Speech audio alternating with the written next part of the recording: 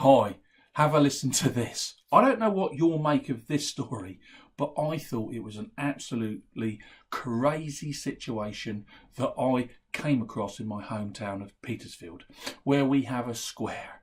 And in the middle of the town, everybody goes through the square. And before I carry on, just to remind you of this fact, that statistics say that 83% of us are unhappy and would rather be doing something different than we are currently doing, and most probably would want to be with someone different. We want to be happier. So with that statistic in mind, 8 out of 10 people that are walking into the square are unhappy or would like to be happier than they currently are.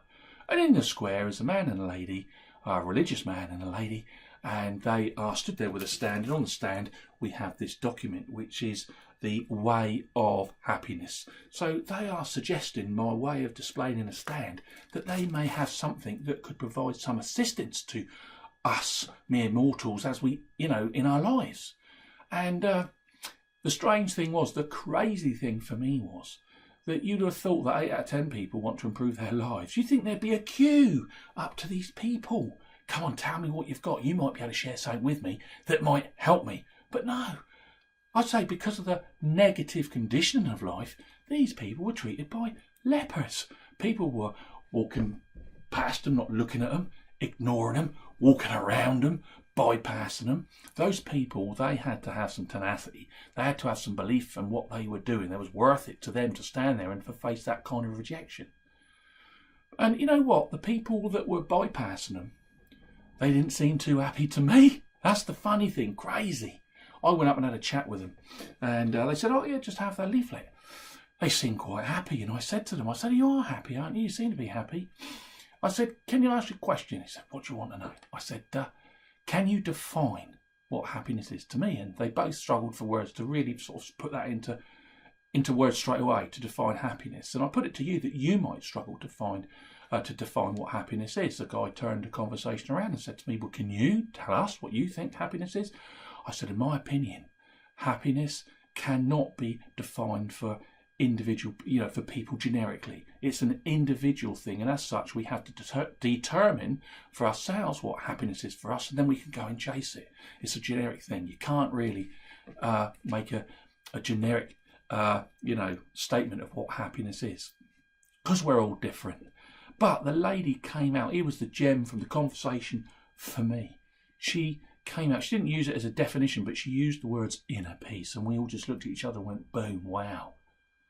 That for me is the closest definition, generic definition of happiness, inner peace. Because I put it to you, if you've got inner peace, a calmness of your mind, of your spirit, wouldn't you be happy? So for me, I got a gem out of that conversation. In life, if it's funny, isn't it? If there's something wrong with our health, we'll go and consult a doctor. We'll go and ask for help. If our house is burning down, we'd phone the fire brigade, ask for some help. If our car goes wrong, we'll phone a garage and ask for the help from a mechanic. But if we've got an issue with our mind or our happiness, we find it very difficult because we're embarrassed, because of the stigma attached to it, to go and ask for help.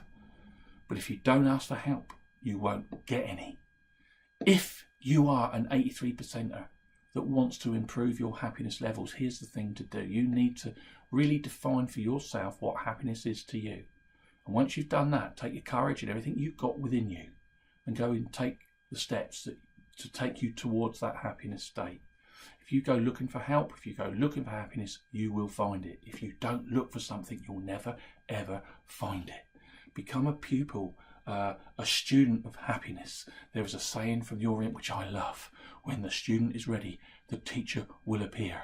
And if you want to find your happiness, become a pupil, be ready, and your teachers will appear to you. Someone like me, someone in a book, so much motivation around in music, films, everywhere you look. The strangers in the street, the people we meet, the people at work, our friends, our family. There's inspiration around to help us in all shapes and forms. So if you are an 83%er, go after your happiness. But what do you think? I think that was a crazy situation. Don't be crazy. Go and ask for some help. Thanks for listening. Bye.